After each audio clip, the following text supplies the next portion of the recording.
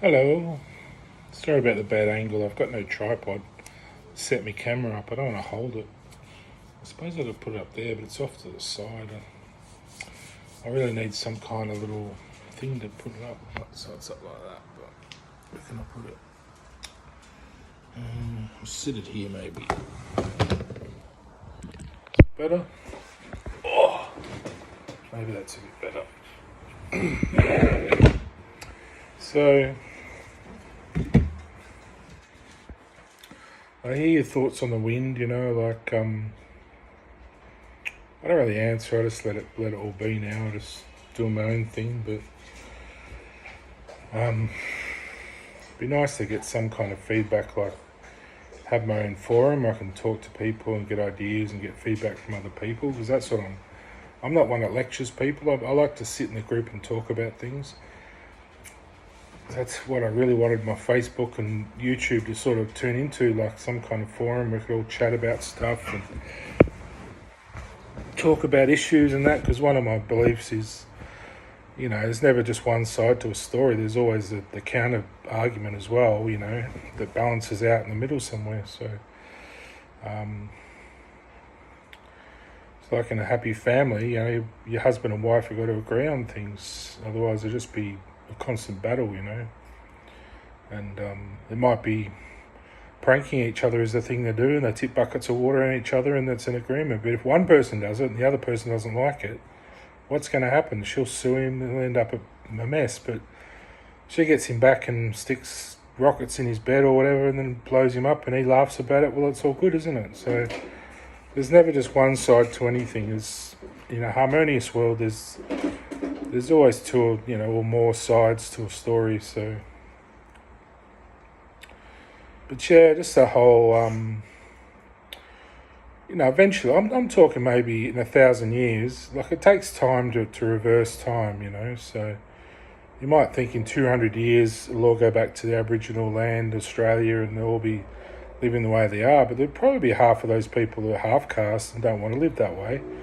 They like their cars and their houses, and so it's a tricky one, but how do you please everyone? I think the ultimate thing I'm trying to get across, the ultimate point, is that the land is suffering, the animals are suffering, and people are doing okay, but there are people who are suffering and miss hunting and miss the just the general abundance of nature, to enjoy. Even I do too. I miss it too. I love getting out and seeing the animals around you and smelling all the smells and all that kind of stuff, all the different nice smells of different things, but it could take 500 years to reverse all the damage and sort of find some equilibrium if we're still around by then. But I think that whole idea of reversing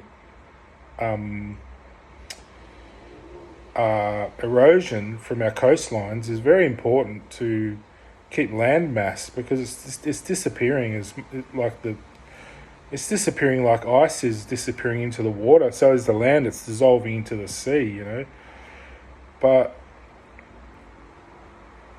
we've got to remember that it all goes somewhere, doesn't it? And I suppose with pollution, we're letting off harmful toxins out into the atmosphere, and it's going out into space, and we're sort of losing Earth's mass a bit. We're not growing enough fuel to fuel the fire that we're sitting in. We're sitting in a fire of heat, and it's sort of evaporating off into the cosmos, and you've got to fuel that fire with a lot of wood, a lot of growth, a lot of rainforest, a lot of water. You've got to water the rainforest. You can't do it by hand. The rainforests have got to water themselves, and that provides the nutrients in the soil to build soil and rocks, and slowly all that compacts down, and it does harden into the earth. You don't see it happening, but the earth's growing all the time. The ground, and it's all moving. It's a moving sort of mass. The world, it's constantly moving. People get a bit irked by that idea, I think, when I mentioned it, that everything's moving. But I suppose in a way things are buzzing. There's electricity in the air. There's energy. It's not a hard concept to grasp, but everything's energy. There's not much that's actually really truly dead. Even dead matter has warmth in it and energy and feeling, and it's almost like when we feel things, they're feeling us. Like that whole idea that I can pick up the pen by thinking about it because the pen wants to go into my hand. It's not that I want the pen wants to come into my hand. So maybe that's something we can work on one day, where we can manipulate matter with our own mind or something, and realize that matter's sort of part of us. It's manipulating us in a way, and we're sort of bonded with it. We sort of have a relationship with it rather than just using it all. But getting back to that island in the Pacific, the whole idea of saving Hawaii and turning that into a continent. People say, "Oh, I don't want to live on a rubbish tip." You don't live on a rubbish tip. It's building a reef. It's a natural growth. You just put in the things the water there needs to build the land back, and eventually. Eventually links up with the deep sort of recesses in the earth, and that's where the heat and magma comes up and bonds with the rock, and you end up with like stalactites coming out of the water, and if you can just build on those, and a lot of the animals help. As soon as they see that you're doing something, they'll bring stuff in, they'll poo and they'll do all sorts of stuff to bring interest into that area to build a reef, and they'll try and build a home there too. And if you get the fish interested, if there are any fish left, then you're on a winner, really, building a continent. I think robotics will come into it. There'll be robots that can go under the water and just weld in sort of almost granite sort of streams that grow other minerals onto them. Like they probably get some kind of lime scale or some kind of I don't know what grows in there. Probably some kind of calcium growth that then affects the reef and builds coral reef. Because basically under us is basically Australia is just all coral, really. It's all the water rushing under Australia, and all the time it's slightly moving. It's doing this all the time, just slightly moving a bit. It's so big though. It's on a plate, tectonic plate, so you don't feel it. But every now and then you'll get a bit where the plate shifts a bit sideways and then back again, and it creates an earthquake, so and you feel it where it's shifting the most, like it might shift in this corner or that corner or this edge or that. You don't often get them in the middle, they're usually around the edges, but or you might get a little bit of a magma spill underneath, and it sort of rumbles under sort of the edge, and you get a bit of a wobble, in the ground, and it can actually crack.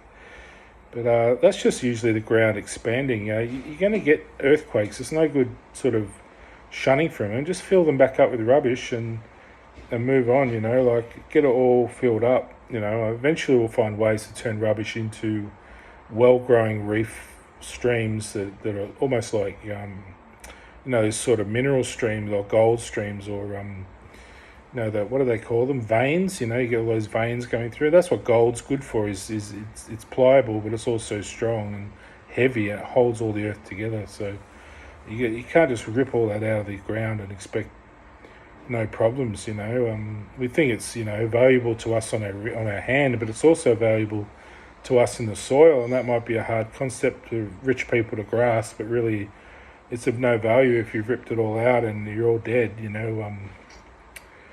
If the earth's suffering, it's missing its minerals, it's going to really suffer. So eventually all that will have to go back to the ground, there's probably some you can keep, but we're just ripping too much out of the ground.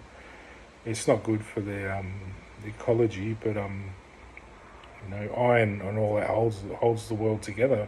Can't all just be soil, you need all these strong divots of even these sort of oil springs that grow all this sort of stuff. They're sort of like the raw material that grows these kind of things. You sort of need them to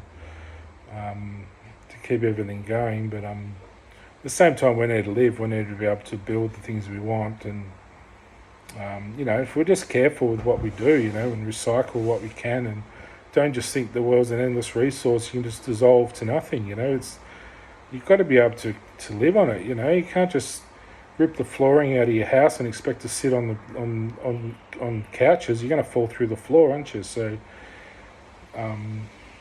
these reefs and building a continent. If we build one in Hawaii first, I think would be ideal. So I think that coast of Sydney, Brisbane, and the California coast, Los Angeles, I think those two, the people in those two areas sort of get along probably the best around the world. They're both sort of into the entertainment industry, sort of into that kind of culture, and it's sort of the culture that's sort of suffering a lot because it's sort of nearing its end. The whole Barbie culture, all this sex culture. It's like, where do we go from here? They're sort of suffering in a way of almost over indulgence. It's just to the extreme where people are just doing crazy shit to their bodies, and poor women really suffer the most. I think having to do all this stuff to their bodies and really keeping a good appearance. They don't want to look cheap. They don't want to look like whore bags, but underneath it all, that's sort of what they're creating, really. I know a lot of people accept that now. I mean, I don't not accept it. I just think it's not healthy for people. I like to see people really take care of themselves and really look after themselves and the planet. And I just think focusing solely on your own body for your own pleasure,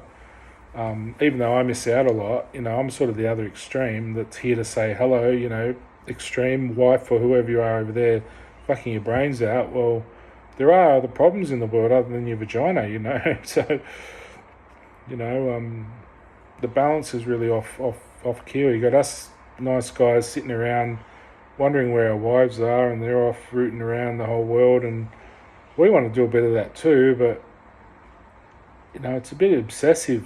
So we're obsessed with being lonely, and they're obsessed with being too frivolous, or what do you call it?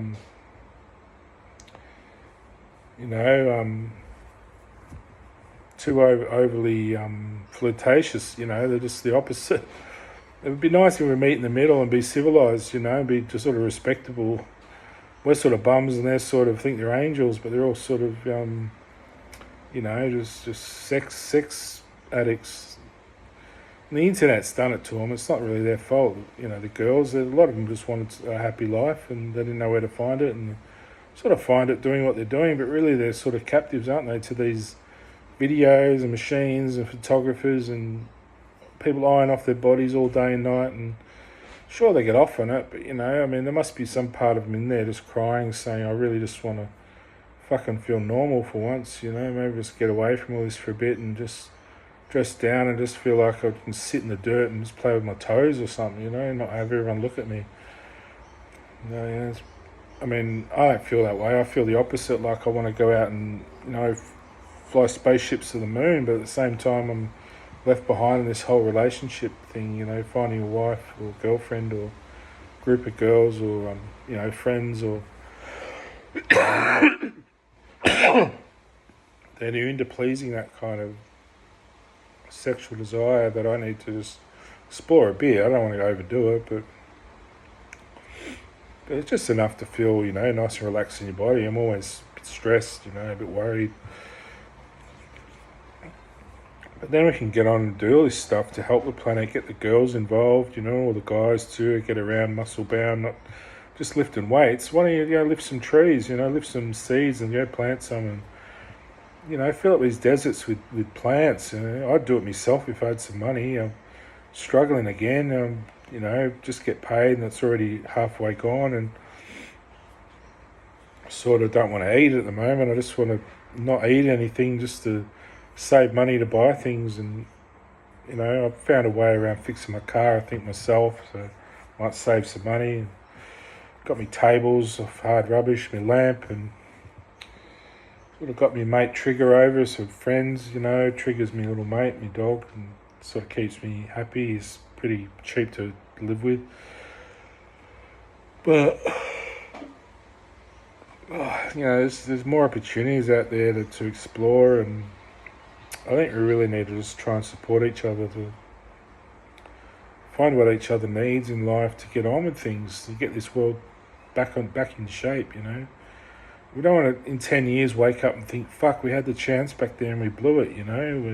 There's no way back. We've probably got a window of like 10 to 20 years, and that's it before it's too late. Before we've really overdone the chook. And you can't unroast the chook. It's done. So we got to try and just turn the oven down a bit and take the chook out and plant some trees and give it some feed and see if it's all right. We don't want that chook cooked. Anyway, I'm sure you know what I'm talking about. But anyway, I'll catch you later.